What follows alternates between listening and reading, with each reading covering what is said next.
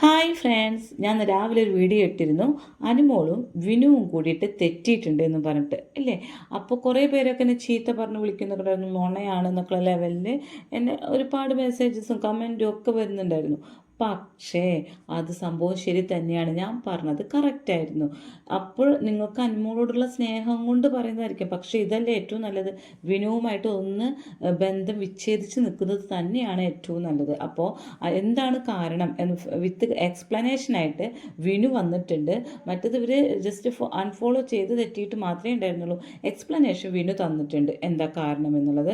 ആ കാര്യത്തെക്കുറിച്ച് നമ്മൾ ഡിസ്കഷൻ നടത്താം. അതുപോലെ തന്നെ അനുമോൾ ദുബായിലേക്ക് പോയിട്ടുണ്ട്. ഇന്ന് രാവിലെയാണ്, പുലർച്ചെ പോയിട്ടുണ്ട്. അപ്പോൾ അതിനെക്കുറിച്ച് കുറച്ച് കാര്യങ്ങൾ പറയാനുണ്ട്. ഈ രണ്ട് കാര്യങ്ങൾ നമുക്ക് ഡിസ്കസ് ചെയ്യാം. അതുകൊണ്ട് എൻ്റെ ഈ ചാനൽ എല്ലാവരും സബ്സ്ക്രൈബ് ചെയ്യുക, ഷെയർ ചെയ്യുക, ലൈക്ക് ചെയ്യുക, ബെൽ ബട്ടനും കൂടി അമർത്തിക്കൊള്ളൂ കേട്ടോ.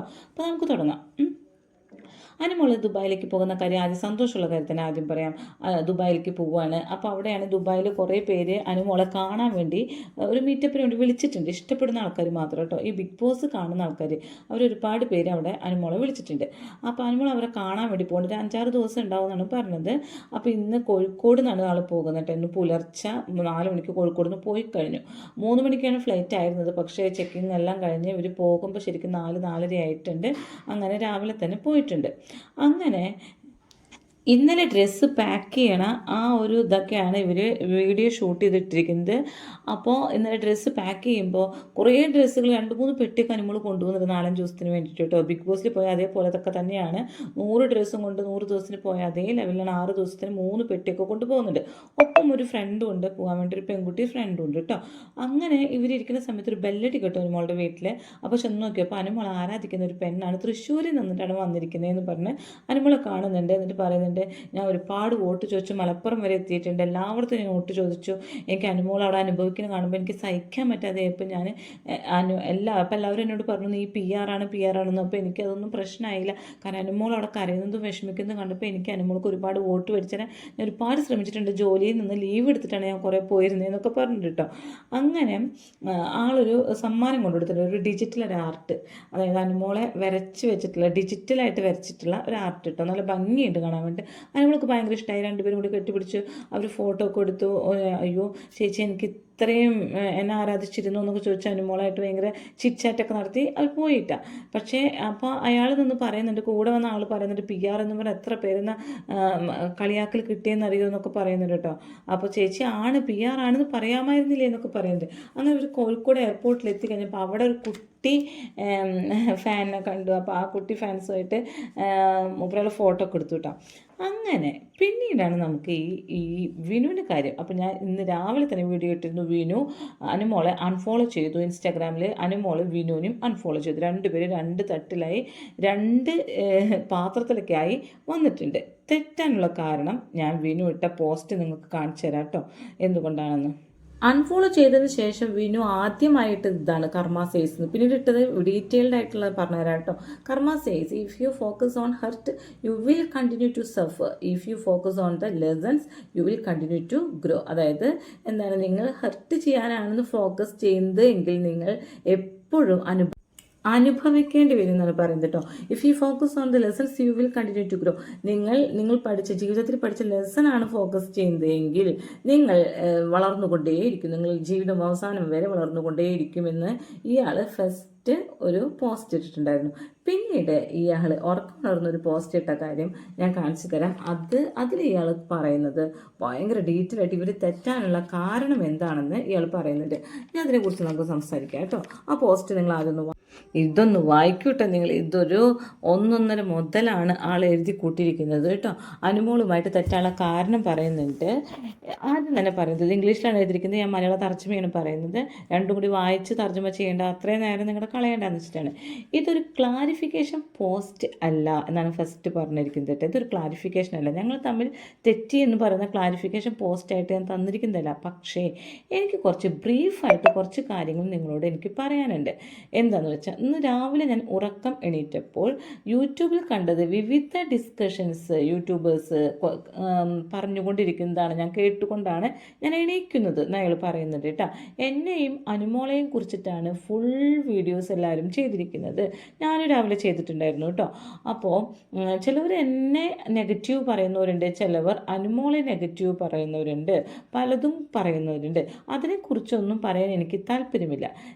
പക്ഷേ അനുമോൾ ഡിസേർവിങ് ആണ് എന്ന് പറയുന്നുണ്ട്.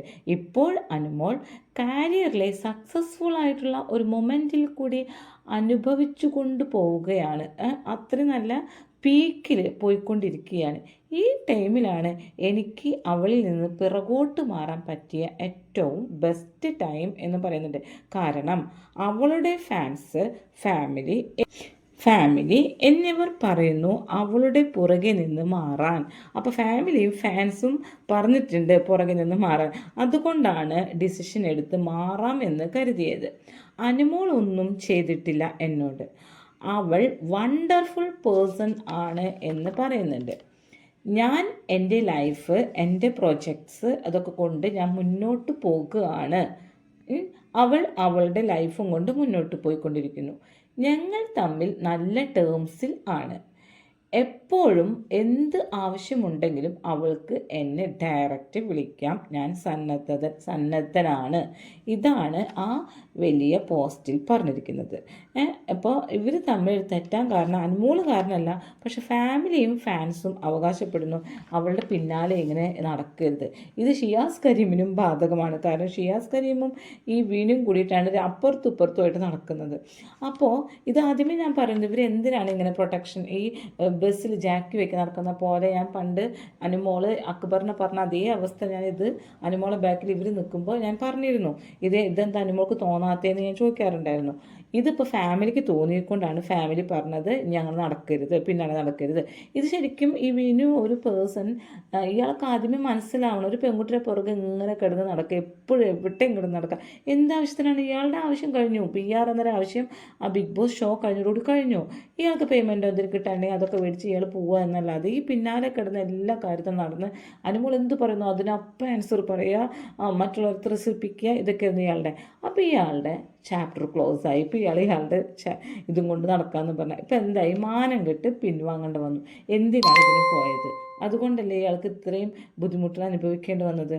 അപ്പോൾ എനിക്ക് പറയാനുള്ളത്, ഇയാൾ സ്വന്തം നിലയ്ക്ക് പെരുമാറുകയാണെങ്കിൽ ഈ അനുമോൾക്ക് ഈ ഫാമിലിക്കും ഫാൻസിനും ഇയാളോട് ഇങ്ങനെ റിക്വസ്റ്റ് ചെയ്യേണ്ട ആവശ്യകത ഉണ്ടാവില്ലായിരുന്നു. ഇതിപ്പോൾ നാണം കെട്ട് നാട്ടുകാർ മുഴുവൻ അറിഞ്ഞിട്ട് പിൻവാങ്ങിയ ഒരു അവസ്ഥയായിപ്പോയി.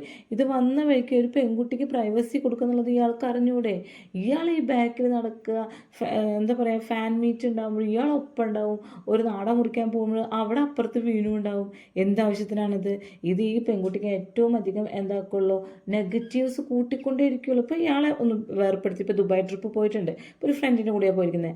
ഇനിയിപ്പോൾ ഇത് പോസിറ്റീവായി മാറും എല്ലാം. അപ്പോൾ നമുക്ക് മറ്റുള്ളവർക്ക് അരോചകമെന്ന് തോന്നുന്ന കാര്യങ്ങൾ കുറേയൊക്കെ ഈ സെലിബ്രിറ്റികളാകുമ്പോൾ കുറേയൊക്കെ മറ്റുള്ളവരുടെ കാര്യങ്ങളും ചിന്തിച്ചിട്ട് വേണം നടക്കാൻ വേണ്ടിയിട്ട്. അപ്പോൾ പറയുന്ന ബാഡ് കമൻറ്റ് എനിക്കൊന്നും അനുമോളെടുത്ത് യാതൊരു പേഴ്സണൽ ഗ്രഡ്ജും ഇല്ല.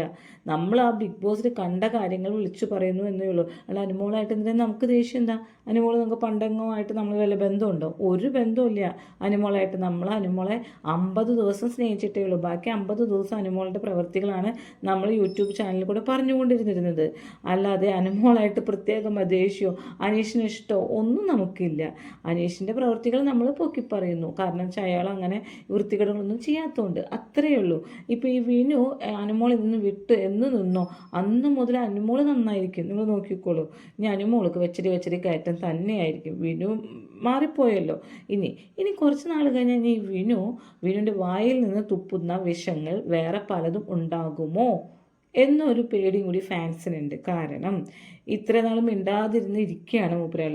അനുമോൾ തനിയെ ഉയരാൻ തുടങ്ങുമ്പോൾ ഞാൻ മുഖാന്തരമാണല്ലോ സ്റ്റെപ്പ് വെച്ച് കൊടുത്തത് എന്നൊരൊറ്റ ചിന്ത ആർക്ക് വരും? വിനുവിന് വരും. അപ്പോൾ എന്ത് വരും? അവിടെ ഒരു ഈഗോ വർക്കൗട്ടാകുമ്പോൾ ഈഗോ എന്ത് ചെയ്യും? അന്ന് അങ്ങനെ അവർ പറഞ്ഞു, ഇന്ന് ഇങ്ങനെ പറഞ്ഞു. ആദില തുപ്പിയ വിഷം പോലെ ഇപ്പോൾ നമ്മുടെ വിനു തുപ്പുമെന്ന് എനിക്ക് നല്ല സംശയമുണ്ട്. ഇപ്പോഴല്ല, ഇപ്പോൾ ഒരു പോസ്റ്റ് ഇട്ട് അവസാനിപ്പിച്ചു. അനുമോള് PR കൊടുത്തിട്ടുണ്ട് നടന്നിട്ടുണ്ടോ എന്ന് ആകെ എല്ലായിടത്തും വെളിച്ചത്താക്കിയതാരാണ്? ഇയാൾ തന്നെയാണ്. അപ്പോൾ ഇയാൾക്ക് ഗൂഢമായ ഉദ്ദേശം ഉണ്ട് എന്നുള്ള കാര്യത്തിൽ